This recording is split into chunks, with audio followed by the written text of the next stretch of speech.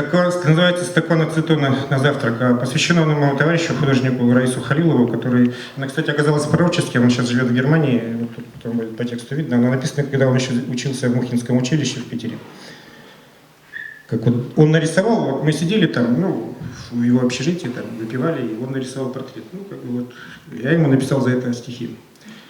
Как удачно положены краски, к месту здесь полутон, полусвет, понимаю, что ты не Веласкес, но тебе мой удался портрет, мы талант свой пока не пропили. Жаль, что честность порой не в чести, понимаю, что ты не Тропинин, я и сам-то не Пушкин, прости. Допускаю, что лет через 10 этот труд ты удачно продашь, Третьяков тебе картину повесит или купит ее Эрмитаж. Гид расскажет студентам бесплатно, как художник такого достиг.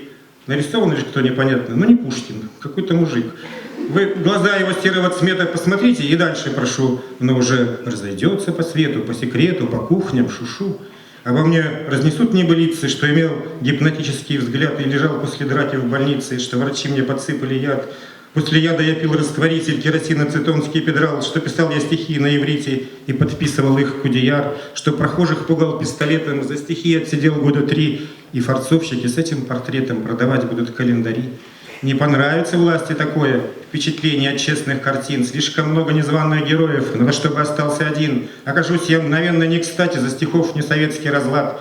Есть хороший художник, и хватит, пусть о нем об одном говорят. Ах, какая палитра, оттенки и талант возрастает в цене. И напомнят тебе про застенки и свободы в советской стране. Небольшую попросят услугу. Рубани-ка ты правду с плеча. Откажись от нескладного друга, от сомнительного рифмача. Евтушенко напишет в поэме, что ты живопись и пионер. Удостоишься нескольких премий, разрешать побывать в ГДР. И хмелея от доброго слова, от восторга с различных сторон. Скажешь твердо, не знаю такого. Это юной фантазии сон. А с моей фантазией юной для народа чего не создашь и трезвее, чем Брежнев с трибуны.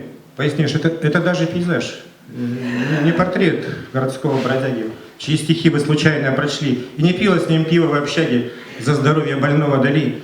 Еще шире раскрыть тебе двери, всем негласный приказ будет дан, и тебе передачу доверят, типа документальный экран. Но в тебе я ценил человека, и хотя я не искусствовед, понимаю, что ты не Аль Грейко, но тебе мой удался портрет.